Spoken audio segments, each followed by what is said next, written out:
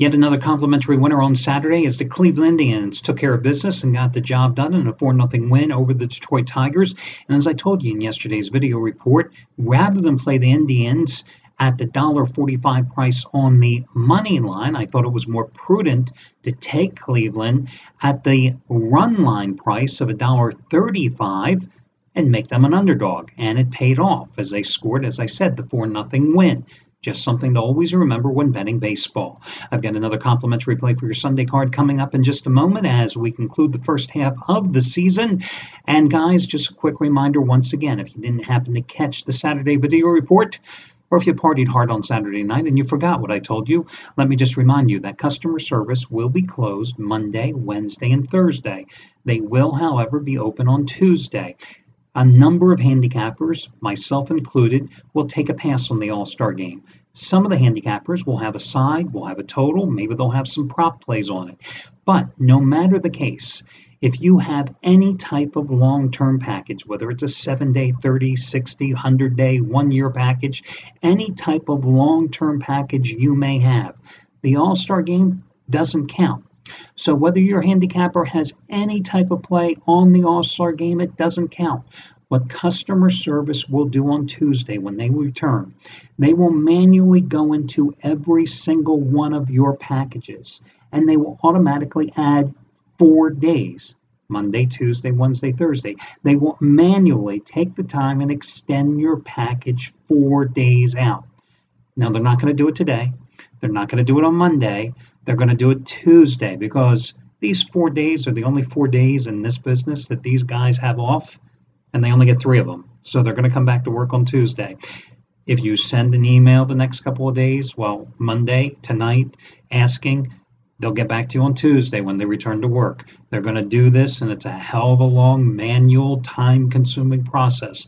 But rest assured, they know what they're doing. It'll take them 7 or 8 hours, but they will get to every single one of your accounts, and by hell or high water, by the time Thursday comes around and Friday's action resumes, you're going to find your package extended 4 days, whether your handicapper has a play on Tuesday's All-Star game or not, because it's the right thing to do.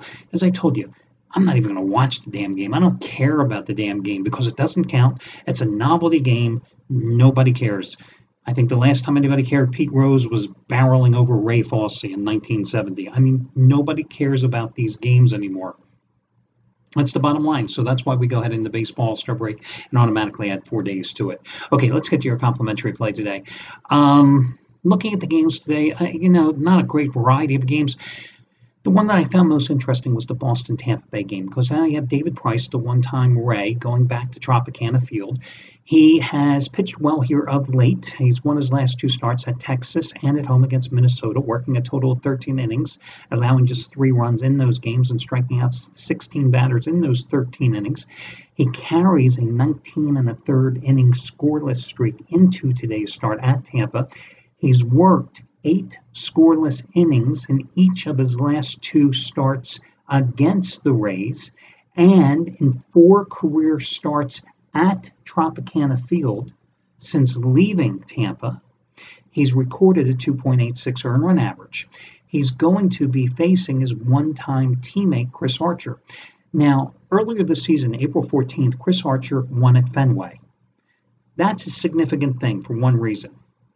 Prior to that win, Chris Archer had lost 11 consecutive decisions against the Red Sox. Even with that win, his career record against the Red Sox, 2-11 with a 5.14 earned run average. And at Tropicana Field, he's 1-8 lifetime against Boston with a 4.58 earned run average. Now, this series is up for grabs today in terms of who is dominated? Nobody, because Tampa won the opener 4-1 on Thursday. Boston rebounded 8-3 on Friday. Yesterday it was a pitcher's duel with Tampa winning 1-0. So I think it's going to come out to be a split here today with Boston prevailing. It's priced fairly at Boston minus 110. I think the Red Sox are going to pull off the win in this one. The other game I want to talk about today is going to be the game with Texas taking on the Angels. Now, The Angels have hit a bit of a slump. They've lost 5 of their last 6 games. Their offense has dried up in this series so far. They've lost the first 2 games in the series. They've only scored 2 runs and losing on Friday and Saturday night to the Rangers, who have now won 3 straight games overall. And Yu Darvish, going for Texas, has always owned the Angels. 2-0 against them this season, 9-2 lifetime. So you would have to bet Texas on the run line, which is what I would recommend, and you would take Texas at plus $1.10 on the run line.